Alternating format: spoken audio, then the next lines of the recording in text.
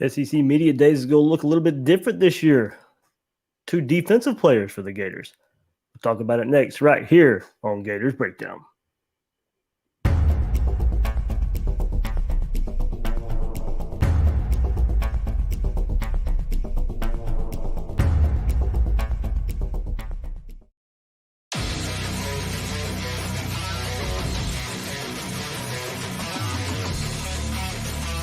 Gators Breakdown, because there's never a dull moment in Gator Nation.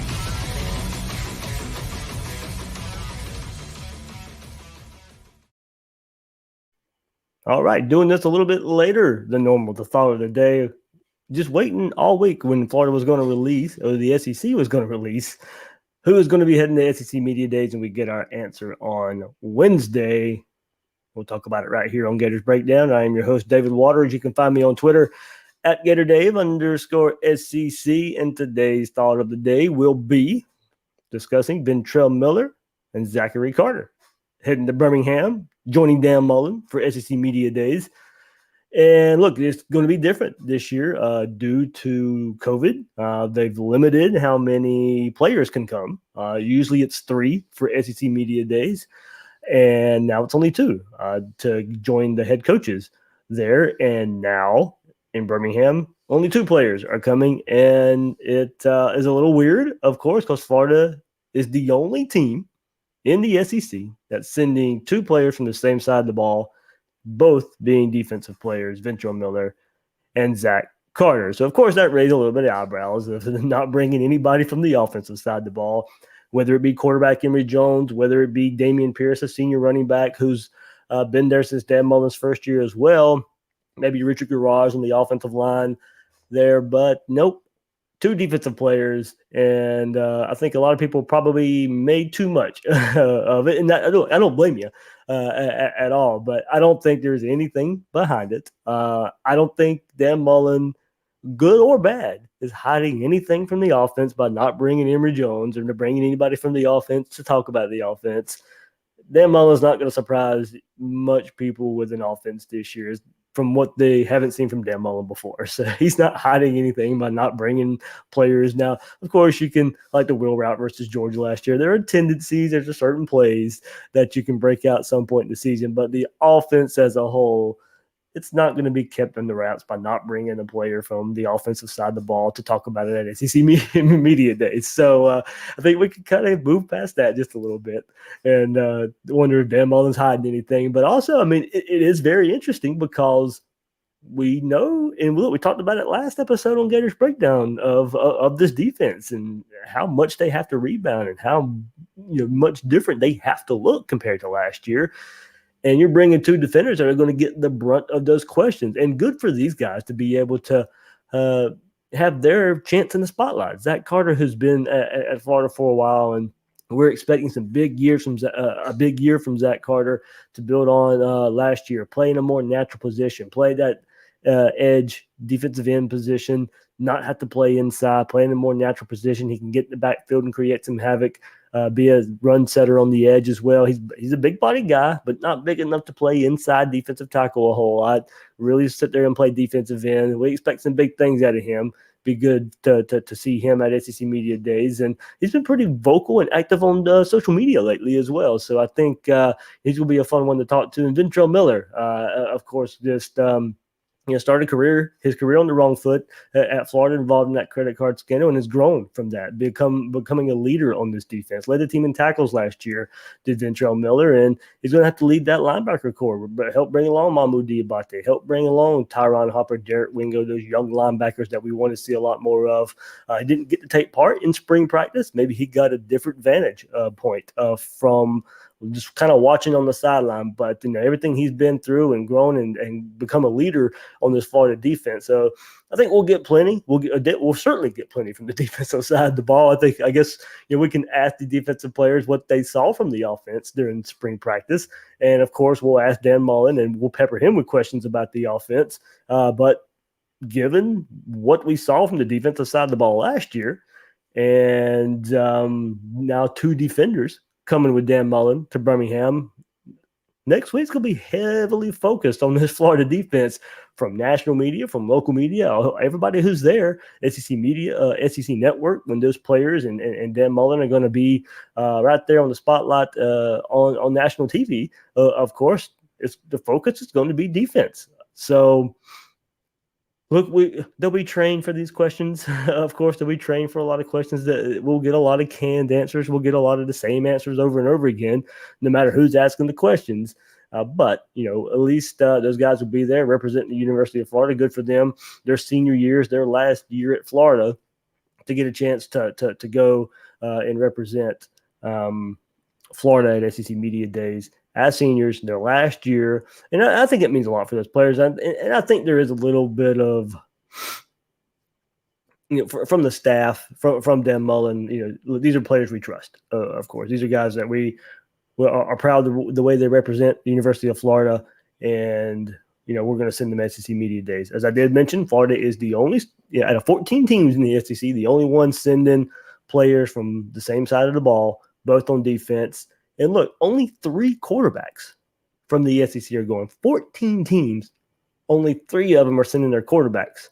Matt Corral from Ole Miss, Bo Nix at Auburn, and JT Daniels at Georgia. So we're not even really getting a whole lot of star power as far as the quarterback position.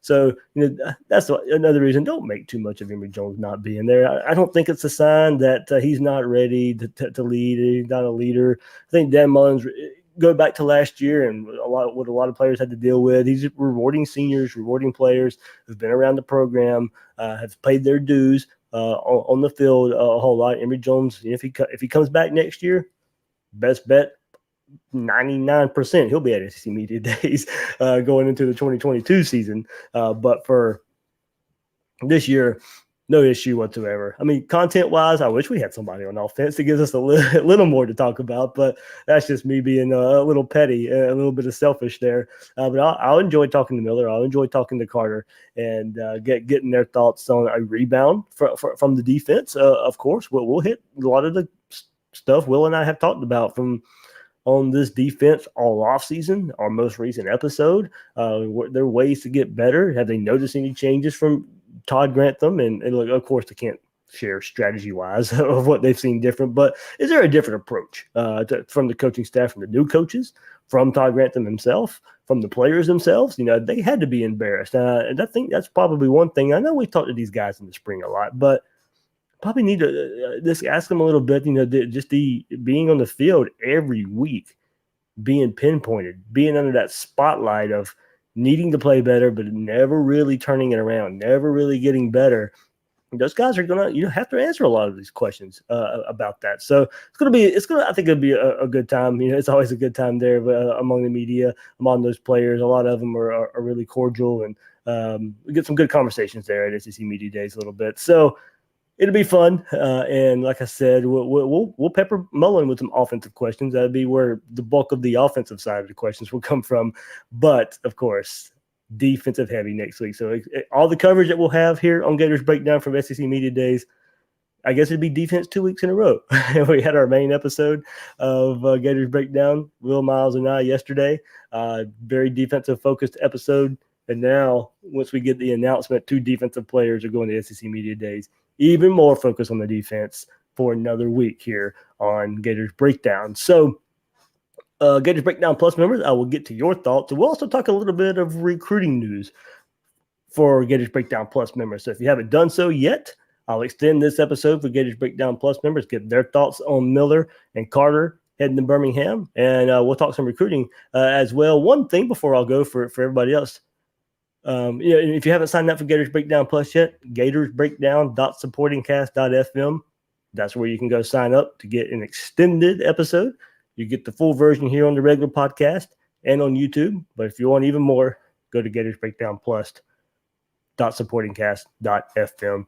Starts at $3 a month. And then, but shout out Jacob Copeland getting that number 1 jersey. I mean, that's big. I'm not a big numbers guy. I don't think it means a whole lot. I think that number 1 jersey sometimes gets overblown a bit in the importance of it, but we can't discredit what's happened the last couple of years. CJ Henderson, number 1, first-round pick. Kadarius Toney gets number 1, first-round pick. Not saying that, of course, it's an automatic you're going to be a first-round pick. Brenton Cox got the number 1 jersey last year. He's coming back for his second year at Florida. Hopefully he's healthy, ready to go for the season. So we'll see if he ends up being a first-round pick wearing the number 1 jersey. I know we go back to mock drafts right after the NFL draft, and he was listed as a first-round pick in a couple of mock drafts. So Brenton Cox can live up to the 5-star reputation. You might see another number 1.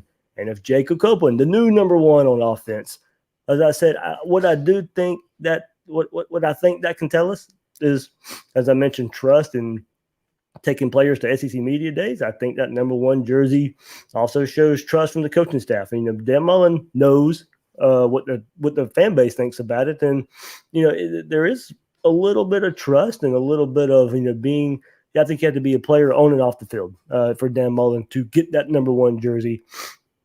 We're looking for Jacob Copeland to take that next step, almost take that next step like Kadarius Toney did last year.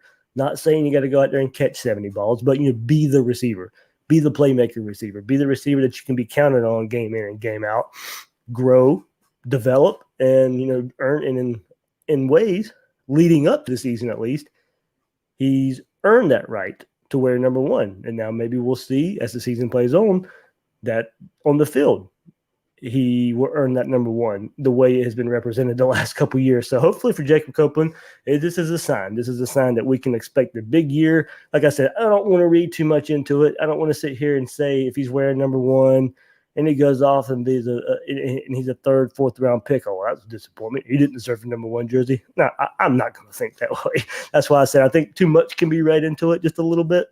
But good for him. I know a lot of people put a lot of stock. I know Florida puts a lot of stock in that number. So good for Jacob Copeland to go out there, earn that number 1 jersey, and hopefully be the playmaker on offense that we think he can be, and step up and be that number 1 receiver for the Gators. In the year they're going to really need it. After what Florida's lost the last couple of years at wide receiver, they need Jacob Copeland to be that number 1. We'll see it. Hopefully we'll see it all play out coming up this fall. So, all right, let me get to your comments here for you guys. Like I said, I know it was a little bit of a surprise episode. Well, Quentin Tyler, my bad, man. Yeah, you just brought it up. Thought some of the number changes. I know one that's going to get everybody, that everybody likes out there, AR-15. Anthony Richardson rocking the 15. Another quarterback wearing number 15. Lofty expectations a little bit there, but nah, I'm not putting those expectations on him. Kyle Trask wore 11, Spurrier wore 11, so it's just the way it is.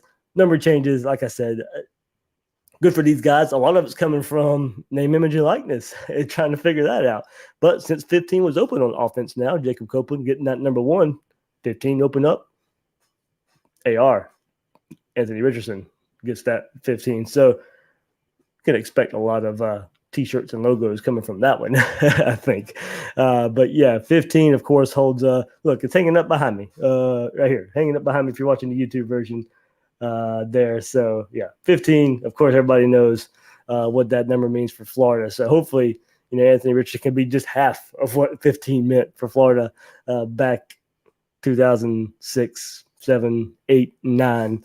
And we just get a little bit of that, and we'll take that. But Quentin Lee says, "Why?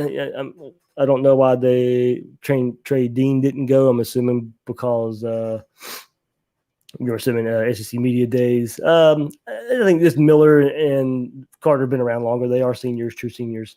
They played a lot of football, and I think they're looked at as leaders on this defense. So, Bruce Eklund says, any other coaches other than Dan Mullen there? Nope. Usually it's only just a head coach.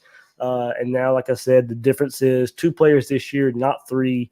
Of course, if we would have had 3, there would have been an offensive player going this year. But only 2 players are limiting. There's a lot of protocols us media members have to follow for COVID next week at SEC Media Days as well. So access is a little more limited than what it has been in years past at SEC Media Days. I'm hoping we can still get the same kind of content we were used to getting in years past. Of course, everything I get will be distributed to you guys next week in podcast form here on YouTube, maybe even a little bit of video for the YouTube version of it. Hopefully, They give us, the same amount of access.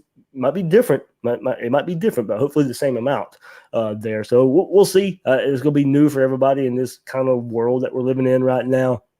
But it will be limited in some ways just because 2 players, not 3, and it will just be Dan Mullen for the coaches. But that's all it is, and that's always always the way it's been. Just 1 head coach there with some players. So, all right, there we go.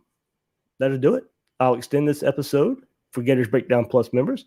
As I said, I'll get your thoughts that you guys have discussed about Miller and Carter going to SEC Media Days, and we'll talk a little bit of recruiting as well on the Gators Breakdown Plus extended episode. Everybody who joined me here on YouTube Live, thank you so much. Hit that like button, hit that subscribe button. Really helps us out.